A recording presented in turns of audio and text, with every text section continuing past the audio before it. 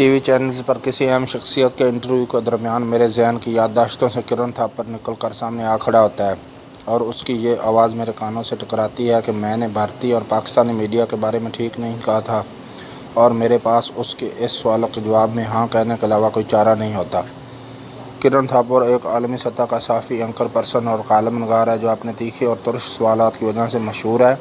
یہ وہی شخص ہے جس کے انٹرویو سے بھارتی وزیر اعظم نریندر مودی میک اتار کر یہ کہتے ہوئے اٹھ کھڑا ہوا تھا کہ بہتر ہے کہ ہماری آپس میں دوستی بنی رہے۔ یہ صرف انٹرویو کا بائیکاٹ ہی نہیں تھا بلکہ دھمکی بھی تھی۔ کرن 10 سال تک برطانیہ کے مختلف ٹی وی چینلوں پر پروگرام کرتا رہا جن میں دی ورلڈ، دس ویک اور ویک اینڈ ورلڈ بہت مشہور تھے۔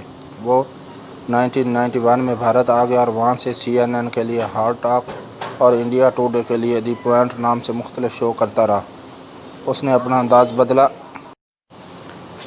اور نئے سوالوں کا تیکھا پن طلب کیا۔ کرن تھاپر نے کئی سال پہلے اپنے ایک انٹرویو میں بھارتی میڈیا کی 3 بنیادی خرابیاں بتائی ہیں۔ کرن تھاپر پر سے سوال کیا گیا کہ تمہیں بھارتی میڈیا کے موجودہ حالات پریشان کرتی ہے؟ اس نے کہا، ہاں، مجھے 3 وجوہات کی بنیاد پر میڈیا سے شدید پریشانی ہوتی ہے۔ پہلی وجہ یہ ہے کہ جب ہمارے اینکرز کو کبھی کبھار وزیر اعظم سے براہ راست انٹرویو کا موقع ملتا ہے تو وہ انٹرویو ایک مطیع، تابع فرمان اور غلامانہ انداز میں کرتے ہیں، بجائے اس کے کہ وہ اسے چیلنج کریں۔ مثلاً ملک کے بنیادی مسائل کے بارے میں سوال کرتے ہوئے پوچھتے ہیں، ان معاملات میں اپوزیشن کا رویہ کیسا تھا؟ ایسا کرنے سے وزیر اعظم کو پورا موقع فراہم کرتے ہیں کہ وہ اپوزیشن پر تنقید کر سکے۔ انٹرویو کرتے ہوئے ہر سوال کے بعد ایک نیا موضوع چھیڑ دیتے ہیں جس کے نتیجے میں وزیر اعظم بات کہہ کر چپ ہو جاتا ہے اور اس سے کسی قسم کی جرح یا بحث نہیں ہو پاتی۔ اس کی معلومات کو چیلنج نہیں کیا جاتا۔ اس طرح انٹرویو کرنے والا وزیر اعظم کو ایک پلیٹ فارم مہیا کرتا ہے تاکہ وہ لوگوں کے سامنے تقریر کر سکے۔ وہ جتنا بولنا چاہے اسے اس کی اجازت دی جاتی ہے۔ وہ سوال کے جواب میں ادھر ادھر کی بے ربط گفتگو بھی کرتا رہے۔ اسے موضوع پر واپس لانے کی کوشش نہیں کی جاتی۔ جس طرح ہمارے اینکر انٹرویو کرتے ہیں، ایسے تو سب سے منہ پھٹ ڈونلڈ ٹرمپ سے بھی انٹرویو نہیں کیا جاتا۔ میڈیا کے بارے میں دوسری پریشان کن وجہ ہمارے پروگرام میں ہونے والی بحث اور گفتگو ہے۔ اس دوران اینکرز کا رویہ، اگر آپ ایک اینکر کے خیالات سے متفق ہیں تو وہ آپ کو بولنے کا زیادہ سے زیادہ موقع فراہم کرے گا، بے شک آپ ادھر ادھر کی ہاں کر رہے ہوں، وہ آپ کو نہیں روکے گا۔ لیکن اگر آپ کے خیالات اینکر سے مختلف ہیں تو وہ پہلے کہے گا یہ چینل کی پالیسی کے خلاف ہے، نفرت انگیز گفتگو ہے، آپ کی گفتگو کے دوران بار بار مداخلت کی جائے گی، بار بار ٹوک کر ہراساں کیا جائے گا، آپ پر سوالات کی بوچھاڑ کر دی جائے گی اور جب آپ گفتگو ختم کریں گے تو آپ سے بدتمیزی سے پیش آیا جائے گا، شرم دلائی جائے گی، آپ کو ذلیل کیا جائے گا۔ میرے نزدیک یہ صرف بدتمیزی نہیں بلکہ یہ گفتگو کے بنیادی اصولوں کو پس پشت ڈالنا ہے۔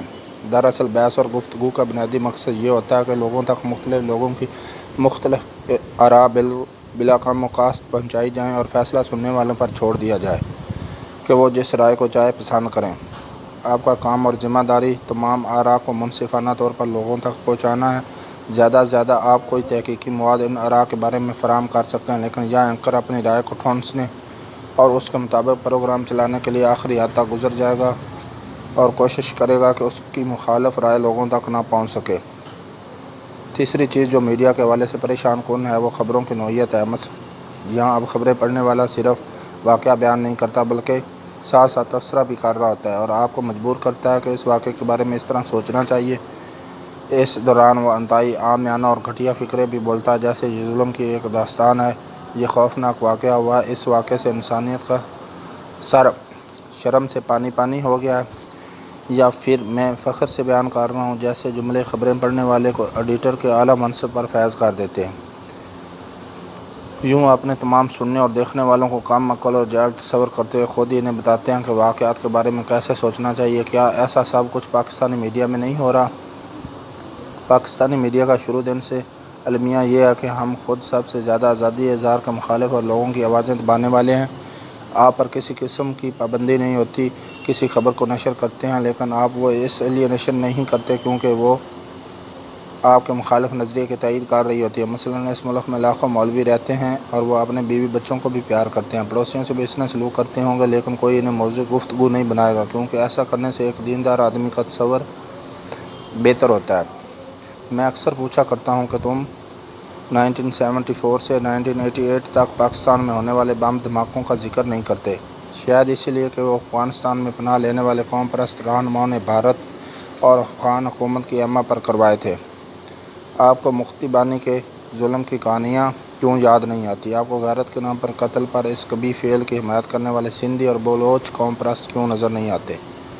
پاکستان نے جتنا سچ کا گلا آزاد میڈیا نے گھونٹا، کسی آمر ڈکٹیٹر یا جابر حکومت نے نہیں روکا۔ دوستو، اگر آپ کو میری ویڈیو پسند آئے تو اسے لائک اور شیئر ضرور کیجیے گا۔ بیل آئیکن کا بٹن دبا لیجیے تاکہ نئی آنے والی ویڈیو آپ کو ملتی رہے۔ اللہ حافظ۔